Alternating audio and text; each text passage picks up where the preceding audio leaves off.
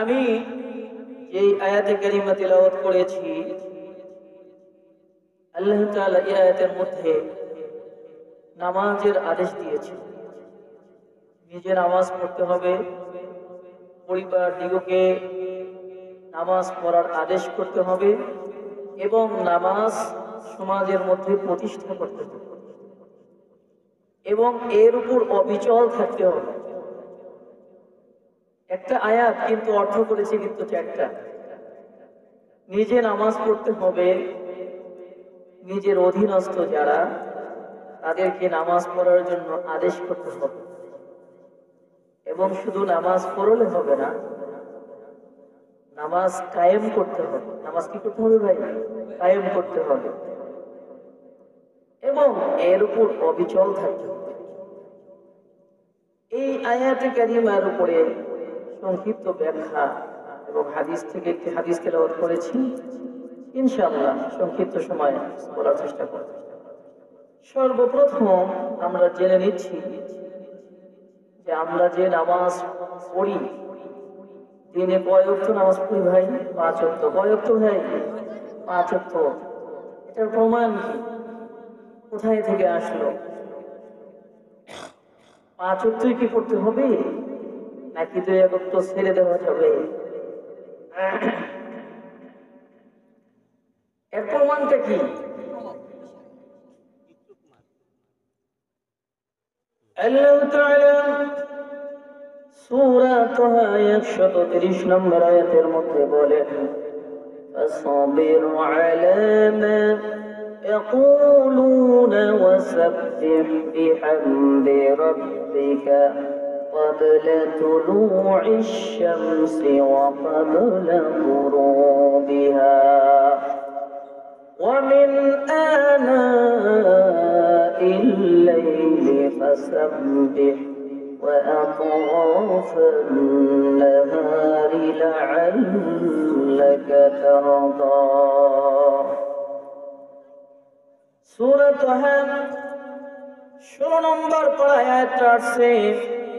130 নম্বর আয়াতের মধ্যে আল্লাহ বলেন, ফাসবির, হে নবী আপনি ধৈর্য ধারণ করুন, আলা মা ইয়াকুলুনা, আপনার উপর যা বলে মানুষ আপনি প্রতিউত্তর করবেন না, আপনি ধৈর্য ধারণ করুন। এটা হলো প্রথম কাজ। প্রথম কাজ কি? বিশ্ব নবীকে আল্লাহ আদেশ দিচ্ছেন যে আপনার জন্য প্রথম কাজ হলো ধৈর্য ধারণ করা। এরপরের কাজ আল্লাহ রাব্বুল আলামিন বলে দিলেন, وسبح بحمد ربك قبل طلوع الشمس وقبل غروبها وسبح এবং নামাজ আদায় করুন, বিহামদি রব্বিকা আপনার রবের জন্য, ক্বাবলা তুলুইশ শামসি সূর্য ওঠার পূর্বে। সূর্য ওঠার পূর্বে কোন নামাজ পড়তে হয় আমাদের জন্য? সূর্য ওঠার পূর্বে আমাদের জন্য সর্বপ্রথম ফজরের নামাজ পড়তে হয়। কিসের নামাজ ভাই? ফজরের নামাজ। তাহলে ফজরের নামাজের প্রমাণ পাওয়া গেল। আল্লাহ তাআলা আয়াতের পরের অংশে বলছেন, ওয়া ক্বাবলা গুরুবিহা, আমার আল্লাহ রাব্বুল আলামিন ওয়া ক্বাবলা গুরুবিহা সূর্য অস্তের পূর্বে। সূর্য অস্তের পূর্বে কোন নামাজ পড়তে হয়? সূর্য অস্তমিত হওয়ার পূর্বে আসরের নামাজ পড়তে হয়। কোন নামাজ ভাই? আসরের নামাজ। আমার আল্লাহ রাব্বুল আলামিন একই আয়াতের মধ্যে সর্বপ্রথম ফজরের কথা বললেন, দ্বিতীয় নামাজের কথা বললেন ক্বাবলা গুরুবিহা, সূর্য অস্তমিত যাওয়ার পূর্বে তোমরা নামাজ আদায় করো। আমার আল্লাহ রাব্বুল আলামিন এই আয়াতের মাধ্যমে আসরের নামাজকে ফরজ করেছেন। সুবহানাল্লাহ। ومن آناء الليل فسبح وأطراف النهار لعلك ترضى। আল্লাহ রাব্বুল আলামিন ফজর এবং আসরের নামাজের পরে আমার আল্লাহ রাব্বুল আলামিন বলেন, রাত্রি যখন শুরু হয়ে যায় তখন থেকে তোমরা নামাজ আদায় করো। ومن آناء الليل, রাতের শুরু থেকে মধ্যখান পর্যন্ত আমার আল্লাহ রাব্বুল আলামিন এই আয়াতের দ্বারা দুই ওয়াক্ত নামাজকে ফরজ করেছেন। প্রথম হলো মাগরিব, দ্বিতীয় হলো ইশা। সুবহানাল্লাহ। তাহলে ফজর এবং আসরের পরে আমরা আল্লাহ রাব্বুল আলামিন মাগরিব এবং ইশার নামাজকে ফরজ করে দিলেন। সুবহানাল্লাহ। এখন বাকি রইল কি? জোহর। আল্লাহ রাব্বুল আলামিন একেবারে আয়াতের শেষাংশে বলছেন ওয়া আতরাফান নাহার, এবং দিনের প্রান্ত সময়ে তোমরা নামাজ আদায় করো। দিনের প্রান্ত সময়ে অর্থাৎ দিনের মধ্যভাগে যে নামাজ, এই নামাজটা আমি তোমাদের উপরে ফরজ করে দিলাম। আর এই নামাজের নাম কি? জোহরের নামাজ। কিসের নামাজ ভাই? জোহরের নামাজ। আল্লাহ রাব্বুল আলামিন সূরাতুত তাহা 130 নম্বর আয়াতের মাধ্যমে আমার আল্লাহ রাব্বুল আলামিন 5 ওয়াক্ত নামাজ বান্দার উপরে ফরজ করে দিলেন। সুবহানাল্লাহ। এক ওয়াক্ত পড়বেন আর এক ওয়াক্ত পড়বেন না, এরকম করা যাবে না। 5 ওয়াক্তই পড়তে হবে। এটা কার আদেশ ভাই? আল্লাহর আদেশ। আল্লাহ রাব্বুল আলামিন বলেন আকিমিস সালাতা লিদুলুকিশ শামসি ইলা গাসাকিল লাইলি ওয়া কুরআনাল ফাজর ইন্না কুরআনাল ফাজরি কানা মাশহুদা। আল্লাহ রাব্বুল আলামিন 5 ওয়াক্ত নামাজকে ফরজ করেছেন, কিন্তু এর মধ্যে আমার আল্লাহ রাব্বুল আলামিন ফজরের নামাজকে গুরুত্ব দিয়েছেন বেশি। কোন নামাজকে ভাই? ফজরের নামাজ। আল্লাহ রাব্বুল আলামিন সূরাত বনী ইসরাঈলের ৭৮ নম্বর আয়াতের মধ্যে বলেন আকিমিস সালাতা লিদুলুকিশ শামসি ইলা গাসাকিল লাইল।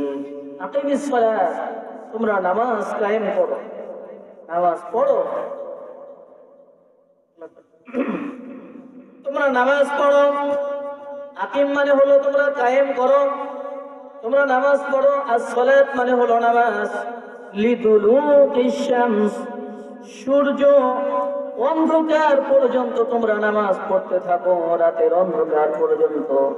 অর্থাৎ সকাল থেকে তোমরা একেবারে রাত পর্যন্ত তোমরা নামাজ আদায় করো। আমার আল্লাহ রাব্বুল আলামিন যখন এই সূর্য হেলার পরের থেকে অর্থাৎ জোহরের পরের থেকে যতগুলো নামাজ আছে, যেমন জোহর, জোহরের পরে আসর, আসরের পরে মাগরিব, মাগরিবের পরে ইশা, এই 4 ওয়াক্ত নামাজের কথা আমার আল্লাহ রাব্বুল আলামিন বলেন। এবং লাস্টে বললেন ওয়া কুরআনাল ফাজর, এবং ফজরের নামাজে তোমরা কোরআনের গুরুত্ব প্রদান করো। সুবহানাল্লাহ। এর অর্থ কি? বলে ফজরের নামাজে তোমরা একটু লম্বা কেরাত করো। কি কেরাত ভাই? লম্বা কেরাত করো। ফজরের নামাজের কোরআনের গুরুত্ব দাও। তার মানে ফজরের নামাজটা পড়তে হবে খুবই গুরুত্বের সাথে। কিন্তু বর্তমান জামানায় সবচেয়ে আমাদের কষ্টকর বিষয় হলো ফজরের নামাজ পড়া। কথা বলে ঠিক কিনা? বর্তমান জামানায় রাত গভীর হয়ে যায়, সূর্য অস্তমিত হয়ে যায়, কিন্তু আমাদের চেষ্টার গুলো তখন আরম্ভ হয়ে যায়, জাঁকজমকপূর্ণ হয়ে যায়। মানুষের টিভি অন হয়ে যায়, মোবাইল চালু হয়ে যায়। এরকম করতে করতে গভীর রাত পর্যন্ত মানুষ যখন জাগ্রত থাকে, গভীর রাতের পরে মানুষ যখন ঘুমিয়ে যায়, তখন ফজরের নামাজে তার জন্য ওঠা তখন কঠিন হয়ে যায়। ঠিক কিনা? ফজরের নামাজ এর জন্য আমাদের জন্য কঠিন হয়ে যায়। অথচ আমার আল্লাহ রাব্বুল আলামিন সবচেয়ে বেশি গুরুত্ব দিয়েছেন ফজরের নামাজকে। সুবহানাল্লাহ। কেন ফজরের নামাজকে গুরুত্ব দিয়েছেন? আমার আল্লাহ রাব্বুল আলামিন সূরা বনী ইসরাঈলের ৭৮ নম্বর আয়াতের মধ্যে বলেন আকিমিস সালাতা লিদুলুকিশ শামসি ইলা গাসাকিল লাইলি ওয়া কুরআনাল ফাজর ইন্না কুরআনাল ফাজরি কানা মাশহুদা। আল্লাহ তাআলা বলেন ফজরের নামাজে যে কোরআন তেলাওয়াত করা হয়, কিয়ামতের দিন যারা ফজরের নামাজ পড়বে ওই কোরআনের আয়াতগুলো কিয়ামতের দিন তার পক্ষে সাক্ষ্য দিবে। সুবহানাল্লাহ। এই জন্য ভাই প্রত্যেকটা নামাজই গুরুত্বপূর্ণ। 5 ওয়াক্ত নামাজই গুরুত্ব সহকারে আমাদেরকে পড়তে হবে, কিন্তু এর মধ্যে আমার আল্লাহ রাব্বুল আলামিন সবচাইতে বেশি গুরুত্ব দিয়েছেন ফজরের নামাজকে। এই জন্য এই নামাজের প্রতি আমরা গুরুত্ব দিব তো ইনশাআল্লাহ। আল্লাহ তাআলা বলেন ওয়া আকিমুস সালাতা ওয়া আতুজ যাকাতা ওয়া রাকউ মা'আর রাকিঈন। আল্লাহ তাআলা বলেছেন তোমরা নামাজ কায়েম করো এবং যাকাত আদায় করো এবং রুকুকারীদের সাথে রুকু করো। সূরা বাকারার 43 নম্বর আয়াতের মাধ্যমে আমার আল্লাহ রাব্বুল আলামিন আমাদের জন্য জামায়াতের সাথে নামাজ আদায় করা বাধ্যতামূলক করে দিলেন। সুবহানাল্লাহ। এই সূরা বাকারার 43 নম্বর আয়াতের দ্বারা আমরা বুঝতে পারলাম যে শুধু আমরা নামাজ পড়লে হবে না, রুকুকারীদের সাথে রুকু করতে হবে, অর্থাৎ জামায়াতের সাথে নামাজ আদায় করতে হবে। কিসের সাথে ভাই? জামায়াতের সাথে। ঘরে নামাজ আদায় করলে কবুল হবে কি হবে না সেটা আল্লাহ পাক ভালো জানেন, কিন্তু এই আয়াতের দ্বারা আল্লাহ রাব্বুল আলামিন কি করে দিলেন ভাই? জামায়াতের সাথে নামাজ পড়া ওয়াজিব করে দিলেন। সুবহানাল্লাহ। এই জন্য কোনো কারণবশত ছাড়া, ওজর ছাড়া, যেটা শরীয়তের ওজর, সেই ওজর ছাড়া মসজিদে যাওয়া বাদ দেওয়া যাবে না। ওজর থাকলে অবশ্যই বাড়িতে পড়বেন, সমস্যা নাই, কিন্তু যদি ওজর না থাকে সুস্থ অবস্থায় কখনো আপনি বাড়িতে নামাজ পড়তে পারবেন না। এটা কার আদেশ ভাই? আল্লাহর আদেশ। ওয়ারকাউ মা'আর রাকিঈন, তোমরা রুকুকারীদের সাথে রুকু করো। শুধু আমি নিজে নামাজ পড়লাম হবে না। আল্লাহ রাব্বুল আলামিন সূরাতুত তাহা 132 নম্বর আয়াতের মধ্যে বলেন, যেই আয়াতটা আমি শুরুতে তেলাওয়াত করেছি, আল্লাহ বলেন ওয়া'আমুর আহলাকা বিস-সালাতি ওয়াসতাবির আলাইহা। ওয়া'আমুর, তুমি আদেশ করো, আহলাকা, তোমার পরিবার দিগকে, বিস-সালাত, নামাজের জন্য। তুমি নামাজ পড়বে, তুমি নামাজ পড়ে জান্নাতি হয়ে যাবে। আল্লাহ রাব্বুল আলামিন বলেন না না, তোমার পরিবার দিগকেও নামাজ পড়াইতে হবে, নামাজের জন্য আদেশ করতে হবে। তোমার যারা অধীনস্থ, তোমার সন্তান সন্ততি, তোমার নাতি পুতি, তোমার স্ত্রী পরিবার পরিজন, তোমার যারা অধীনস্থ তাদের সবাইকে নামাজের আদেশ করতে হবে। এই আদেশটা কার?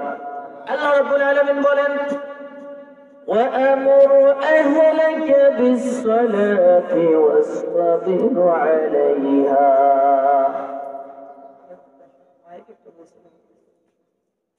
ওয়া'আমুর, আল্লাহ আদেশ দিচ্ছেন, আহলাকা, তোমার পরিবার দিগকে, বিস-সালাত, নামাজের আদেশ করো। শুধু নামাজের আদেশ করলে হবে না, আল্লাহ বলেন কি ওয়াসতাবির আলাইহা, তুমি তোমার পরিবার দিগকে নামাজ পড়ার জন্য আদেশ করবে। আল্লাহ বলেন এতটুকু বলে তোমার ক্ষান্ত হলে চলবে না। ওয়াসতাবির আলাইহা, এর উপর অবিচল থাকতে হবে। এই শব্দের ব্যাখ্যা দুইটা এসেছে।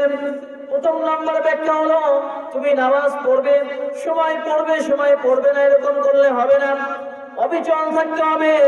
অর্থাৎ আমার আযান আমার কানে আসবে, আওয়াজ আসবে, আর আমি মসজিদে যাব না, এরকম হবে না, অবিচল থাকতে হবে। অর্থাৎ যে অবস্থায় থাকি না কেন, বাড়িতে থাকলে নামাজ পড়তে হবে, মসজিদে গেলে নামাজ পড়তে হবে, বাইরে গেলেও নামাজ পড়তে হবে, সফরে গেলেও নামাজ পড়তে হবে, ক্ষেতের মধ্যে কাজ করতে গেলেও নামাজ পড়তে হবে, ব্যবসা প্রতিষ্ঠানের মধ্যে গেলেও নামাজ পড়তে হবে।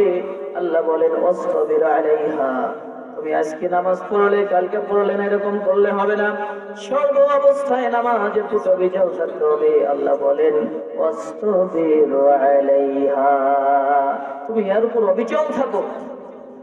এটা হলো প্রথম ব্যাখ্যা। দ্বিতীয় ব্যাখ্যা হলো তোমার পরিবার দিগকে তুমি নামাজ পড়ার কথা বললে তোমার পরিবার শুনলো না, একদিন বললে শুনলো না, দ্বিতীয় দিন বললে শুনলো না, এরপরে তৃতীয় দিন বললে শুনলো না, তুমি আর রাগ করে বললেই না, আর বলবোই না, নামাজের কথা শোনে না, যেহেতু আল্লাহ বলেন না, তা হবে না। ওয়াসতাবির আলাইহা, বলার উপরেই থাকতে হবে যে ছেলে নামাজ পড়ো, ও মেয়ে নামাজ পড়ো, বিবি নামাজ পড়ো, নামাজ ছাড়া কোনো গতি নাই, নামাজ ছাড়া কিন্তু জান্নাতে যেতে পারবে না, নামাজ না পড়লে কিন্তু জাহান্নামের আগুনে জ্বলতে হবে। এইভাবে সর্ব অবস্থায় বলতে হবে। আল্লাহ বলেন ওয়াসতাবির আলাইহা, এই বলার উপর অবিচল থাকতে হবে। অর্থাৎ যে পর্যন্ত নামাজি না হয় সে পর্যন্ত বলার উপরেই থাকতে হবে। আল্লাহ বলেন লা নাসআলুকা রিজকা, আল্লাহ বলেন আমি তো তোমাদের কাছে রিজিক চাই না, নাহনু নারযুকুকা, রিজিক তো আমি তোমাদেরকে দান করব। সুবহানাল্লাহ বলেন। রিজিক দেওয়ার মালিক কে? রিজিক দেওয়ার মালিক একমাত্র আল্লাহ। আল্লাহ বলতেছেন লা নাসআলুকা, লা মানে না, নাসআলুকা মানে আমি চাই না, রিজক আমি তোমাদের কাছে কোনো রিজিক চাই না যে আমাকে খাইতে দাও, আমাকে টাকা দাও, আমাকে পয়সা দাও। আল্লাহ এলো কিছুই দেখবেন না, আল্লাহ কিছুই চান না। আল্লাহ বলেন নাহনু, আমি তো নারযুকুকা, তোমাদেরকে আমি রিজিক দেব। ওয়াল আকিবাতু লিত্তাকওয়া, আল্লাহ বলেন যারা আল্লাহ ভীরু তাদের পরিণতিটা কতই না উত্তম হবে। সুবহানাল্লাহ। যাদের ভিতরে আল্লাহর ভয় থাকবে তাদের এই নামাজ, এই যে শীতের দিনগুলো চলে গেল, আহা, ফজরের নামাজে কত কঠিন হয়ে যায়। হ্যাঁ, বলে শীতের কাছে মানুষ হেরে যায় আর নামাজি ব্যক্তির কাছে শীত হেরে যায়। কথা বলেন ঠিক কিনা? যারা প্রকৃতপক্ষে নামাজি, নামাজের প্রতি যাদের অবিচল আছে, তাদের এই শীত গরম কিচ্ছু যায় আসে না। আযান চলে আসবে, ওই ব্যক্তি মসজিদে যাওয়ার আগ পর্যন্ত তার দিলের মধ্যে শান্তি আসবে না। কথা বলেন ঠিক কিনা? আল্লাহ বলেন নাহনু নারযুকুকা ওয়াল আকিবাতু লিত্তাকওয়া, আল্লাহ বলেন আমি তোমাদের কাছে রিজিক চাই না, রিজিক তো আমি তোমাদেরকে দিব। তোমরা নামাজ পড়বে এবং নামাজের প্রতি অবিচল থাকবে এবং পরিবার দিগকে নামাজের কথা বলবে। আমি আল্লাহ রাব্বুল আলামিন উত্তম রিজিক দেব। শুধু তাই নয়, আল্লাহ বলতেছেন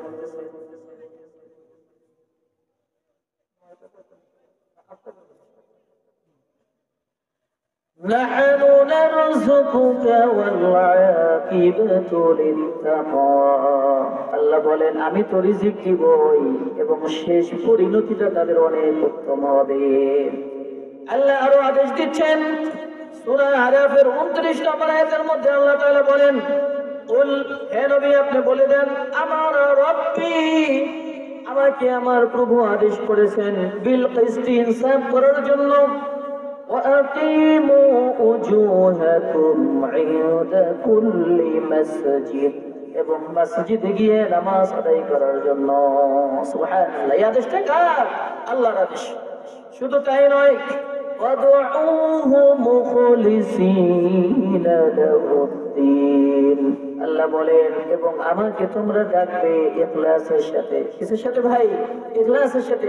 লোক দেখানো ইবাদত করা যাবে না, লোক দেখানোর জন্য আল্লাহকে ডাকা যাবে না, লোক দেখানোর জন্য জিকির করা যাবে না, লোক দেখানোর জন্য হজ করা যাবে না, লোক দেখানোর জন্য নামাজ পড়া যাবে না।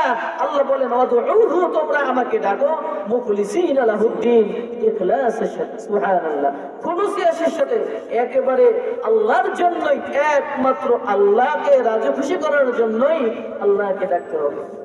আল্লাহ তাআলা বলেন কামা বাদাআকুম তাউদুন, আল্লাহ তাআলা বলেন তোমাদেরকে যেভাবে আমি সৃষ্টি করেছি ঠিক সেইভাবে তোমরা আমার কাছে আবার ফিরে আসবে। এই জন্য আমার কাছে যদি ফিরে আসতে চাও খালি হাতে আসা যাবে না। যে হুকুমগুলো আমি করেছি সেই হুকুম বাস্তবায়িত করতে হবে, নামাজ পড়তে হবে, ইনসাফ কায়েম করতে হবে। তুমি নামাজ পড়লে হবে না, তোমার পরিবারকেও নামাজি বানাইতে হবে এবং নামাজের প্রতি অবিচল থাকতে হবে এবং সর্বোপরি নামাজ কায়েম করতে হবে। কথা বলেন ঠিক কিনা? শুধু নামাজ পড়লে হবে না, নামাজ কায়েম করতে হবে। এর জন্য যা যা করা দরকার সব কিছু আমাদেরকে করতে হবে। আল্লাহ তাআলা বলেন وأن أقيموا الصلاة وآتوا الزكاة وما تقدموا لأنفسكم من خير تجدوه عند الله. আল্লাহ তাআলা বলেন ওয়া আকিমুস সালাত, তোমরা নামাজ কায়েম করো, ওয়া আতুজ যাকাত, এবং যাকাত আদায় করো, ওয়া মা তুকদ্দিমু, এবং আমার সামনে তোমরা পেশ করো, মিন খায়রিন তাজিদু, আমি যা তোমাদেরকে দিয়েছি ওর মধ্যে থেকে তোমরা কিছু খরচ করো। কি করো ভাই? আমি যা দিছি, তোমার যা আছে সব কিছুই তো আমার দেওয়া। কে বলছেন ভাই? আল্লাহ বলতেছেন তোমার যা আছে, তোমার শরীরটার মধ্যে যা আছে ওটাও আমি দিছি। এই চোখ যদি আল্লাহ একটা না দিতেন, কিছু করার ছিল? কিচ্ছু করার ছিল না। আল্লাহ যদি আমার কানটা বোবা করে দিতেন, কানটা যদি বধির করে দিতেন, মুখটা যদি বোবা করে দিতেন, আমার কিছু করার ছিল? কিছুই করার ছিল না। আল্লাহ বলেন তোমার যা আছে সব কিছু আমার দেওয়া, তোমার সম্পদ যা আছে সেটাও আমার দেওয়া। আল্লাহ বলেন তোমাকে যা দিয়েছি ওর মধ্যে থেকে তোমরা কিছু খরচ করো। এমন না আল্লাহ বলেন তুমি সব কিছু দিয়ে দাও, এমন না যে তুমি কোটি কোটি টাকা আমার জন্য খরচ করো, এগুলো আল্লাহ বলেন নাই। কারণ আমাকে আল্লাহ যা দিয়েছেন কেউ না জানলেও আল্লাহ ভালো করে জানেন। কথা বলেন ঠিক কিনা? এই জন্য আমাকে আল্লাহ যা দিয়েছেন, আল্লাহ বলেন এর মধ্যে থেকে তোমরা কিছু খরচ করো আমার জন্য। তাহলে কি হবে? আল্লাহ বলেন তাজিদুহু ইনদাল্লাহ, আল্লাহ বলেন আমার জন্য যদি আমার রাস্তায় কিছু খরচ করো, বিনিময়ে তোমরা আমার কাছে পেয়ে যাবা। সুবহানাল্লাহ। যেই সময় কোনো টাকা পয়সা কাজ আসবে না, আল্লাহ বলেন ওই সময় আমি তোমাদেরকে উত্তম প্রতিদান দেব। সুবহানাল্লাহ। আল্লাহ তাআলা বলেন কেন তুমি আমার রাস্তায় দিবে না? কেননা তোমার যা আছে সব কিছুই তো আমার।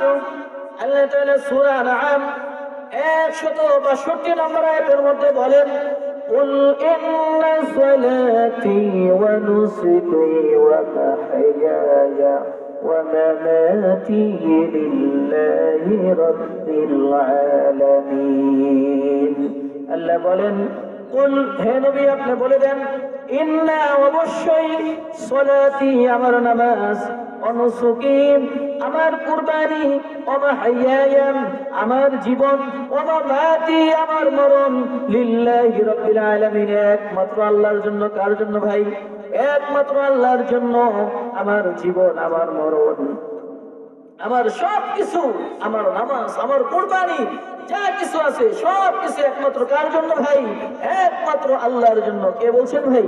আল্লাহ বলে দিচ্ছেন হে নবী আপনি মানুষদেরকে বলে দেন যে সব কিছু একমাত্র আল্লাহর জন্য, দুনিয়ার কোন মানুষের জন্য না। এই জন্য ভাই সর্বপ্রথম নামাজ পড়তে হবে। কেননা এই যে বিশাল বড় সামিয়ানাটা, এই সামিয়ানাটা কিন্তু এমনি এমনি রয় নাই, এর জন্য কিন্তু খুঁটির প্রয়োজন হয়েছে। কথা বলেন হয়েছে কি হয় না? এই জন্য আমার আল্লাহ রাব্বুল আলামিন ইসলামটাকে এমনি এমনি রাখেন নাই, বরঞ্চ স্তম্ভের উপর রেখেছেন, খুঁটির উপর রেখেছেন। আর ইসলামের মূল স্তম্ভ হলো পাঁচটি। কয়টি ভাই? পাঁচটি। সহিহ বুখারী ও মুসলিম, আরবিতে বলা হয় মুত্তাফাকুন আলাইহি।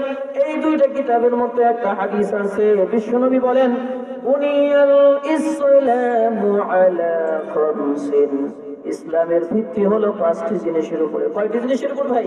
পাঁচটি জিনিসের উপরে। মূল ভিত্তি হলো পাঁচটি জিনিসের উপরে। প্রথম নাম্বার কি? শাহাদাতু আল্লা ইলাহা ইল্লাল্লাহ ওয়া আন্না মুহাম্মাদান আবদুহু ওয়া রাসূলুহু। প্রথম নাম্বার হলো একমাত্র আল্লাহর জন্য সাক্ষী দেওয়া। কি সাক্ষী? লা ইলাহা ইল্লাল্লাহ, আল্লাহ ছাড়া কোনো মাবুদ নাই, একমাত্র উপাসক হলেন আমাদের আল্লাহ। এবং আরো সাক্ষী দেওয়া আন্না মুহাম্মাদান আবদুহু ওয়া রাসূলুহু, মুহাম্মদ সাল্লাল্লাহু আলাইহি ওয়াসাল্লাম আল্লাহ তাআলার বান্দা এবং প্রেরিত রাসূল। এরপরে আল্লাহ রাব্বুল আলামিন দ্বিতীয় নম্বরের মধ্যে বলেছেন ওয়া ইকামিস সালাহ, তোমরা নামাজ কায়েম করো। কি করো ভাই? নামাজ কায়েম করো। তাহলে ইসলামের মূল পাঁচটি স্তম্ভের মধ্যে প্রথম নম্বর স্তম্ভের পরে আল্লাহ রাব্বুল আলামিন সর্বপ্রথম বলেছেন নামাজের কথা। কিসের কথা ভাই? নামাজের কথা। وإقام الصلاة وإيتاء الزكاة, আল্লাহ রাব্বুল আলামিন এর পরে বলেছেন যাকাতের কথা, ওয়াল হাজ্জের পরে বলেছেন হজের কথা, ওয়া সাওমি রমাজান এবং রমজানুল মুবারকের রোজার কথা। তাহলে ইসলামের মূল ভিত্তির মধ্যে পাঁচটি হলো। এই প্রথম নম্বর হলো আল্লাহ এক সাক্ষ্য দেওয়া, বিশ্বনবী আল্লাহর বান্দা এবং রাসূল সাক্ষী দেওয়া। প্রথম নম্বরের পরে দ্বিতীয় নম্বর হলো নামাজ কায়েম করা, তৃতীয় নম্বর হলো যাকাত আদায় করা এবং সামর্থ্য থাকলে হজ করা এবং রমজানুল মুবারকের রোজা রাখা। তাহলে বোঝা গেল এই যে পাঁচটা খুঁটি, একটা ঘরের মধ্যে যদি একটা খুঁটি দুর্বল হয়ে যায়, ওই ঘরটা কিন্তু কেমন যেন দুর্বল হয়ে যায়। যখন তখন ঝড় আসলে কেমন যেন মনে হয় ঘরটা হয়তো পড়ে যাবে, আশঙ্কা হয় যে ঘরটা না হয় কখন পড়ে যায়। এই জন্য মানুষের যখন এই পাঁচটা স্তম্ভের মধ্যে যে কোনো একটা ঘাটতি হয়ে যায়, তখন মানুষের ঈমান দুর্বল হয়ে যায়। কথা বলে ঠিক কিনা? এই জন্য শুধু টাকা থাকলে হজ করলে হবে না, টাকা থাকলে যাকাত দিলাম হবে না, রমজানুল মুবারকের রোজা রাখতে হবে। এবং সর্বপ্রথম যেটা বলেছেন আল্লাহ এক সাক্ষ্য দেওয়া, এটা পরিপূর্ণভাবে সাক্ষ্য দিতে হবে। এবং বিশ্বনবী আমাদের রাসূল, আল্লাহ তাআলার প্রিয় রাসূল বিশ্বাস করতে হবে এবং নামাজ কায়েম করতে হবে, নামাজ আদায় করতে হবে, পরিবারটিকে নামাজের কথা বলতে হবে।